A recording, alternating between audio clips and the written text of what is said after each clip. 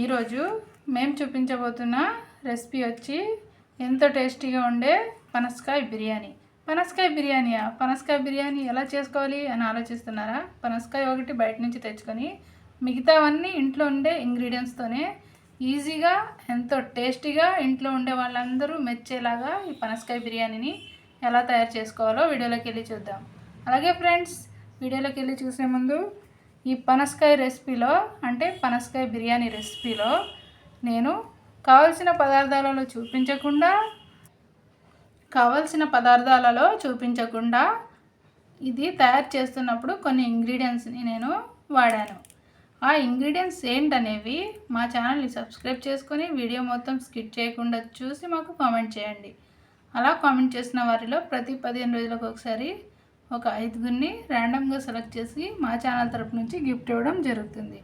So ఇంకెందుకు ఆలస్యం friends, తొందరగా మా ఛానల్ని సబ్స్క్రైబ్ చేసుకొని వీడియో మొత్తం చూసి ఆన్సర్ చేసేయండి. మరి ఇప్పుడు వెళ్ళి వీడియో చూసేయండి. హాయ్ ఫ్రెండ్స్, నేను మీ దిల్లు. హలో ఫ్రెండ్స్, నేను మీ Karishma. Welcome to Dillu Karishma's kitchen. పనసకాయ బిర్యానీకి కావాల్సిన పదార్థాలు: ఒక మీడియం సైజ్ పనసకాయని తీసుకోవాలి. అలాగే కేజీ వరకు బాస్మతి రైస్, 2 టేబుల్ స్పూన్ల అల్లం వెల్లుల్లి పేస్ట్, 2 టీ స్పూన్ల గరం మసాలా, అలాగే 2 టీ స్పూన్ల ధనియాల పొడి, 1/2 టీ స్పూన్ జీలకర్ర పొడి, ఇక్కడ 1 టీ స్పూన్ వరకు సాజీరా, అలాగే బిర్యానీ ఆకులు ఒక 3, ఒక అనాస్ పువ్వు, స్టార్ అనాస్ పువ్వు అంటే అనాస్ పువ్వు కూడా ఉంటే వేసుకోవచ్చు, అలాగే ఒక 5-6 యాలకులు, 5-6 లవంగాలు, చిన్న చెక్క ముక్క, 1 కప్పు వరకు బ్రౌన్ ఆనియన్స్, అలాగే తగినంత కొత్తిమీర, తగినంత పుదీనా, 1/2 కప్పు వరకు పెరుగు. తయారీ విధానాన్ని చూద్దాం. పనసకాయ బిర్యానీ తయారు చేయడానికి ముందుగా ఇలా నీళ్ళల్లో కొంత ఉప్పు వేసుకొని ఇలా రెడీ చేసి పెట్టుకోవాలి. అలాగే ఫ్రెండ్స్, కొద్దిగా ఆయిల్. ఇప్పుడు ఈ పనసకాయని ఎలా కట్ చేసుకోవాలో చూద్దాం. ఇలా ముందుగా చేతులకి ఆయిల్ని అప్లై చేసుకోవాలి. పనసకాయ కట్ చేసే ముందు చేతులకు ఆయిల్ అప్లై చేసుకొని ఇలా కత్తికి కూడా కొద్దిగా ఆయిల్ని అప్లై చేయాలి. ఇప్పుడు ఇలా ఆయిల్ అప్లై చేసుకున్న తర్వాత పనసకాయని కట్ చేసుకుందాం. ఇలా పనసకాయని లాస్ట్ ఎడ్జ్లో ఫస్ట్గా కట్ చేసుకోవాలి. ఇలా కట్ చేసుకున్న తర్వాత ఇప్పుడు ఆ ఎడ్జ్కి ఆయిల్ని అప్లై చేసుకోవాలి, లేదంటే నల్లబడిపోతుంది. ఇలా చక్కగా మొత్తం ఆయిల్ని అప్లై చేసుకోవాలి. ఇప్పుడు పై ఉన్న పొట్టంతా రిమూవ్ చేసి తీసుకుందాం. ఇలా మధ్యకి 2 పార్ట్స్గా డివైడ్ చేసుకోవాలి. ఇలా మన పనసకాయ బిర్యానీకి పనసకాయ అనేది ఈ విధంగా ఉండాలి ఫ్రెండ్స్. అప్పుడే మన పనసకాయ బిర్యానీ అనేది టేస్ట్ చాలా బాగుంటుంది. మీకోసమని 8 అవర్స్ జర్నీ చేసి ఈ పనసకాయని తీసుకొచ్చి ఈ బిర్యానీ అనేది చేసి చూపిస్తున్నాను ఫ్రెండ్స్. ఇలా మొత్తం ఆయిల్ని అప్లై చేసుకోవాలి. ఇలా ఇప్పుడు సెంటర్కి కట్ చేసుకోవాలి. చూసారు కదా ఫ్రెండ్స్, వీడియోలో చూపిస్తున్న విధంగా ఇలా పైన గ్రీన్ పొట్టునంతా మొత్తం రిమూవ్ చేసి తీసుకోవాలి. చక్కగా ఈ పొట్టు అనేది మనకు పనికిరాదు. అలాగే మధ్యలో ఒక కాండంలాగా ఉంటుంది, అది కూడా పూర్తిగా రిమూవ్ చేసి తీసుకోవాలి, అది కూడా మనకి పనికిరాదు. ఇలా చక్కగా మొత్తం ముక్కల్లాగా చేసుకుందాం. చూసారు కదా ఫ్రెండ్స్, ఈ విధంగా వెనకాల ఉన్న పొట్టునంతా ఇలా రిమూవ్ చేసి తీసుకోవాలి. అలాగే మధ్యలో ఉన్న కాండాన్ని కూడా మొత్తం తీసేయాలి. ఇప్పుడు దీన్ని చక్కగా చిన్న చిన్న ముక్కలుగా కట్ చేసుకుందాం. ఇలా మొత్తం చిన్న చిన్న ముక్కలుగా కట్ చేసుకోవాలి.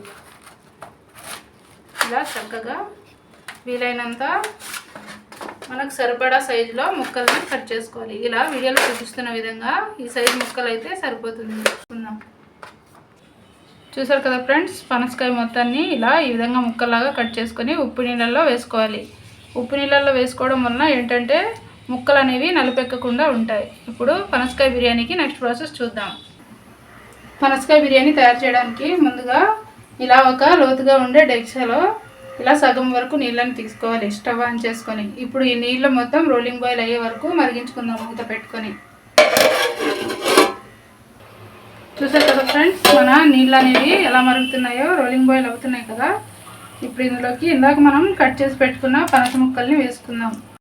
చూసారు కదా ఫ్రెండ్స్, ఈ విధంగా ముక్కలన్నింటినీ మరిగిన నీళ్ళల్లోకి తీసుకుని ఇప్పుడు ఇందులోకి కొద్దిగా ఇలా పసుపుని వేసుకోవాలి.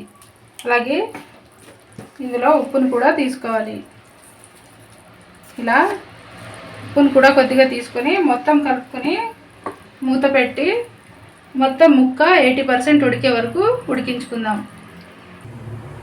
మనం తీసుకున్న పనస ముక్కలు ఉడికేలోపు మనం ఇందాక తీసుకున్న బాస్మతి రైస్ ఉంది కదా ఫ్రెండ్స్, దీన్ని ఇప్పుడు 2-3 సార్లు శుభ్రంగా కడుక్కొని నానబెట్టి పెట్టుకుందాం.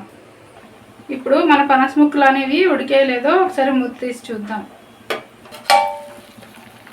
చూసారు కదా ఫ్రెండ్స్, మన పనస ముక్కలు అనేవి 80% ఉడకాలని చెప్పాను కదా, ఇలా ఈ విధంగా ఉడికితే సరిపోతుంది. ఇప్పుడు వీటినన్నింటినీ ఒక ప్లేట్లోకి తీసుకుందాం.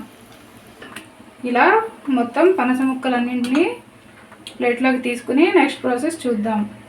పనసకాయ బిర్యానీ తయారు చేయడానికి ఇందాక మనం ముక్కలను ఉడికించి పక్కన పెట్టుకున్నాం కదా ఫ్రెండ్స్, ఇప్పుడు ఇలా ఒక తసలాన్ని పెట్టుకోవాలి స్టవ్ ఆన్ చేసుకొని. ఇప్పుడు ఇందులోకి కొద్దిగా నెయ్యిని తీసుకుందాం. ఇలా 2 టేబుల్ స్పూన్ల వరకు నెయ్యి, అలాగే కొద్దిగా ఆయిల్ని కూడా తీసుకుందాం. ఇలా కొద్దిగా ఆయిల్ని కూడా తీసుకొని అవి మొత్తం ఆయిల్ నెయ్యి 2 హీట్ ఎక్కనిద్దాం. ఇలా మనం తీసుకున్న ఆయిల్ నెయ్యి 2 హీట్ ఎక్కిన తర్వాత ఇప్పుడు ఇందులోకి మనం ఇందాక ఉడికించి పెట్టుకున్న పనస ముక్కల్ని వేసుకుందాం. ఇలా మొత్తం పనస ముక్కలన్నింటినీ తీసుకొని ఒక 2 నిమిషాల పాటు వేయించుకుందాం. 2 నిమిషాల పాటు వేయించుకున్న తర్వాత ఇప్పుడు ఇందులోకి 2 టేబుల్ స్పూన్ల వరకు అల్లం వెల్లుల్లి పేస్ట్ని తీసుకుందాం. ఇలా అల్లం వెల్లుల్లి పేస్ట్ని తీసుకొని అల్లం వెల్లుల్లి పేస్ట్ పచ్చివాసన పోయేలాగా చక్కగా కలుపుకొని వేయించుకుందాం. ఇలా అల్లం వెల్లుల్లి పేస్ట్ కూడా వేగి చక్కగా ఇలా నూనె పైకి తేలుతున్నప్పుడు ఇప్పుడు ఇందులోకి 3 వరకు పచ్చిమిర్చిని ఇలా సన్నగా కట్ చేసుకుని వేసుకోవాలి. అలాగే కొన్ని బ్రౌన్ ఆనియన్స్ని వేసుకుందాం. ఇలా కొన్ని బ్రౌన్ ఆనియన్స్ని, అలాగే ఇందాక మనం తీసుకున్న స్పైసెస్ అన్నీ ఉన్నాయి కదా ఫ్రెండ్స్, గరం మసాలా, అలాగే ధనియాల పొడి, అలాగే జీలకర్ర పొడి. ఇప్పుడు రుచికి తగ్గట్లుగా ఉప్పు కారాన్ని వేసుకుందాం. ఇలా స్పైసెస్ అన్నింటినీ తీసుకొని ఇప్పుడు రుచికి తగ్గట్లుగా ఉప్పుని తీసుకుందాం. ఇలా ఉప్పు కారం పసుపు అన్నీ తీసుకున్న తర్వాత మసాలాలన్నీ మొత్తం కలిసేలాగా చక్కగా కలుపుకొని అప్పుడు పెరుగుని యాడ్ చేసుకుందాం. ఇలా మొత్తం కలుపుకోవాలి.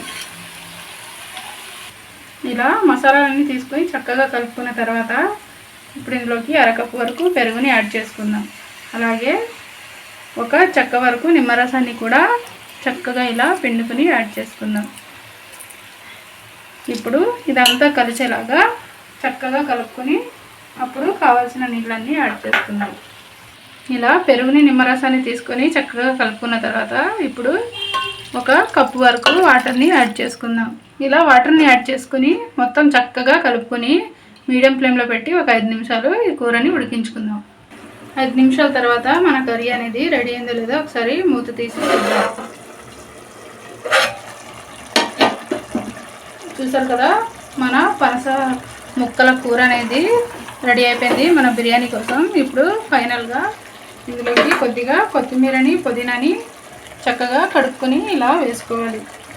ఇలా తీసుకుని మొత్తం చక్కగా కలిసేలాగా కలుపుకొని ఇలా కొత్తిమీర పుదీనాని తీసుకుని చక్కగా కలుపుకున్న తర్వాత దీన్ని పక్కన పెట్టి ఇప్పుడు నెక్స్ట్ ప్రాసెస్ చూద్దాం.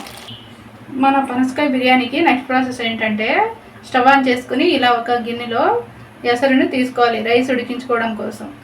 ఇలా ఎసరుని తీసుకున్న తర్వాత ఇందాక మనం తీసుకున్న స్పైసెస్ ఉన్నాయి కదా ఫ్రెండ్స్, హోల్ స్పైసెస్, ఇలా సాజీరాని, అలాగే ఇక్కడ దాల్చిన చెక్క, లవంగాలు, యాలకులు అవన్నీ ఉన్నాయి కదా, అవన్నింటిని కూడా ఇలా తీసుకుందాం. మొత్తం ఇవన్నీ తీసుకొని మూత పెట్టి బాగా మరిగించుకుందాం. చూసారు కదా ఫ్రెండ్స్, మనం తీసుకున్న ఎసరు అనేది చక్కగా మరుగుతుంది కదా. ఇలా మరుగుతున్న టైంలో ఇప్పుడు కొద్దిగా కొత్తిమీర పుదీనాని వేసుకుందాం. అలాగే ఫ్రెండ్స్, ఇందాక స్పైసెస్ యాడ్ చేసినప్పుడు రుచికి తగ్గట్లుగా ఉప్పును కూడా తీసుకోవాలి అన్న విషయాన్ని చెప్పడం మర్చిపోయాను. ఆ టైంలోనే ఉప్పుని కూడా తీసుకోవాలి. ఇప్పుడు ఇలా కొత్తిమీర పుదీనాని తీసుకున్న తర్వాత ఇందాక మనం నానబెట్టి పెట్టుకున్నాం కదా రైస్ని, వాటర్ మొత్తం తీసుకుని ఇలా మొత్తం నీళ్ళల్లోకి తీసుకుందాం. ఇలా మొత్తం రైస్ని తీసుకున్న తర్వాత మీడియం టు హై ఫ్లేమ్లో పెట్టుకొని మూత పెట్టుకొని ఒక 10 నిమిషాల పాటు ఉడికించుకుందాం. అంటే ఒక 80% వరకు మన రైస్ అనేది ఉడకాలి. అలా ఉడికించుకోవాలి. మన రైస్ అనేది ఉడికేలోపు ఇందులోంచి సగం కర్రీని ఒక బౌల్లోకి తీసుకుందాం. ఇలా ఒక ప్లేట్లోకి సగం తీసేసుకుందాం. అలాగే ఫ్రెండ్స్, ఇక్కడ నేను తీసుకున్న కాయ అనేది కొద్దిగా ముదిరిపోయింది కాబట్టి ఇలా పీసులాగా కనిపిస్తుంది. అలాగే మీరు తీసుకున్నప్పుడు దీనికన్నా కొద్దిగా లేతగా ఉన్న కాయని తీసుకోండి, అప్పుడు ముక్కలు ముక్కలుగా సపరేట్గా కనిపిస్తుంది. అలాగే ఫ్రెండ్స్, ఇలా ఉన్నా కూడా మన పనసకాయ బిర్యానీ అనేది టేస్ట్ అనేది ఏమాత్రం తగ్గదు. ఇప్పుడు ఇలా సగం కర్రీని తీసుకున్న తర్వాత ఈ కర్రీ మొత్తాన్ని అడుగున స్ప్రెడ్ చేసుకుందాం. చూసారు కదా ఫ్రెండ్స్, మనం తీసుకున్న రైస్ అనేది ఇలా 80% వరకు ఉడికింది. ఇప్పుడు స్టవ్ ఆఫ్ చేసుకొని ఇందాక మనం ఆల్రెడీ పరిచి పెట్టుకున్నాం కదా పనసకాయ కర్రీని, దాని మీద ఇప్పుడు దమ్ పెట్టుకోవడం కోసం వేసుకుందాం. ఇలా ఈ కర్రీ పైన దమ్ పెట్టుకోవడం కోసం ఇలా రైస్ మొత్తాన్ని వేసుకుందాం. ఇలా వాటర్ మొత్తం తీసేసుకుంటూ ఇలా చక్కగా మొత్తం అన్నాన్ని పరుచుకోవాలి. సగం వరకు రైస్ని ఇలా తీసుకుందాం.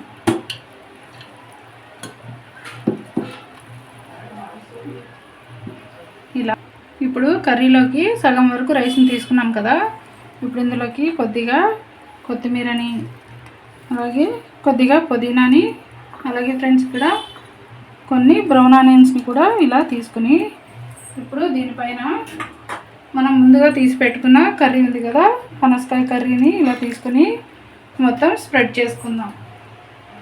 చూసారు కదా, ఇలా కర్రీ మొత్తాన్ని స్ప్రెడ్ చేసుకున్న తర్వాత మిగతా రైస్ ఉంది కదా ఫ్రెండ్స్, ఆ రైస్ మొత్తాన్ని ఇలా మొత్తం లేయర్ లాగా వేసుకుందాం. ఇలా రైస్ మొత్తాన్ని ఇందులోకి తీసేసుకుందాం. చూసారు కదా ఫ్రెండ్స్, ఇలా రైస్ అంతా లేయర్స్ లాగా పరుచుకున్న తర్వాత ఇప్పుడు ఇందులోకి కొద్దిగా కొత్తిమీరని, పుదీనాని ఇలా పైన వేసుకుందాం. అలాగే కొన్ని బ్రౌన్ ఆనియన్స్ని కూడా వేసుకుందాం.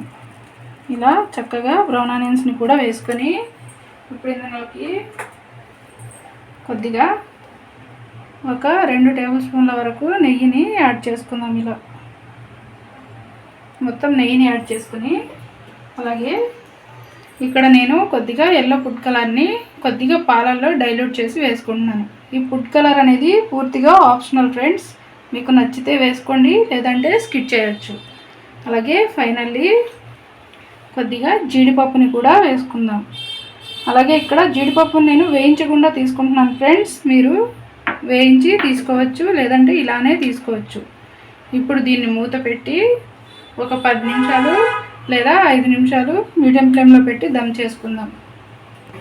మన రైస్ని దమ్ చేసుకోవడానికి పనసకాయ బిర్యానీని స్టవ్ ఆన్ చేసుకొని స్టవ్ ఆయిల్లో పెట్టుకుని ఇలా ఒక పెనాన్ని పెట్టుకోవాలి. ఈ పెనాన్ని కొద్దిగా హీట్ ఎక్కనిద్దాం. పెనం హీట్ ఎక్కింది ఫ్రెండ్స్. పెనం హీట్ ఎక్కిన తర్వాత ఇప్పుడు దానిపైకి మనం రెడీ చేసి పెట్టుకున్న తసలాన్ని పెట్టుకుందాం. ఇలా తసలాన్ని పెట్టుకుని ఇప్పుడు దీనిపైన ఇలా ఏదో ఒక బరువుని పెట్టుకోవాలి దమ్ కోసం. ఇలా బరువుని పెట్టుకుని ఒక 5 నిమిషాలు లేదా 10 నిమిషాలు దమ్ చేసుకుందాం మీడియం ఫ్లేమ్లో. ఇప్పుడు ఒక 6 నిమిషాల తర్వాత మూత తీసి చూద్దాం మన బిర్యానీ అనేది, పనసకాయ బిర్యానీ అనేది రెడీ అయిందో లేదో. వావ్, చూసారు కదా ఫ్రెండ్స్, చక్కగా మన పనసకాయ బిర్యానీ అనేది రెడీ అయిపోయింది. ఇప్పుడు ఒక సర్వింగ్ ప్లేట్లోకి తీసుకొని సర్వ్ చేసుకుందాం. ఇప్పుడు మన పనసకాయ బిర్యానీని ఒక ప్లేట్లోకి తీసుకొని సర్వ్ చేసుకుందాం. చూసారు కదా ఫ్రెండ్స్, ఎంత చక్కగా రెడీ అయిందో మన పనసకాయ బిర్యానీ అనేది. వావ్, చూసారు కదా ఎంత చక్కగా ఉందో, టేస్ట్ కూడా అలాగే ఉంటుంది. ఇప్పుడు ప్లేట్లోకి తీసుకొని సర్వ్ చేసుకుందాం. చూసారు కదా ఫ్రెండ్స్, మనం ఇలా సర్వింగ్ ప్లేట్లోకి తీసుకుని మన పనసకాయ బిర్యానీని సర్వ్ చేసుకుందాం. చూసారు కదా ముక్క కూడా ఎంత బాగా ఉడికిందో. ఇలా ఇప్పుడు వేడివేడిగా పనసకాయ బిర్యానీ అనేది రెడీ అయిపోయింది. ఎంతో టేస్టీగా పెరుగు రైతాతో సర్వ్ చేసుకుంటే అదిరిపోయే రుచితో బాగా చక్కగా ఎంజాయ్ చేస్తూ తినేయచ్చు. ఇంతే ఫ్రెండ్స్, ఎంతో చక్కటి టేస్ట్తో మా పనసకాయ బిర్యానీ అనేది రెడీ అయిపోయింది. మీకు కనుక మా పనసకాయ బిర్యానీ రెసిపీ నచ్చినట్లయితే మా ఛానల్ని సబ్స్క్రైబ్ చేయండి, మా వీడియోస్ని లైక్ చేయండి, మీ ఫ్రెండ్స్ అండ్ ఫ్యామిలీకి షేర్ చేయండి.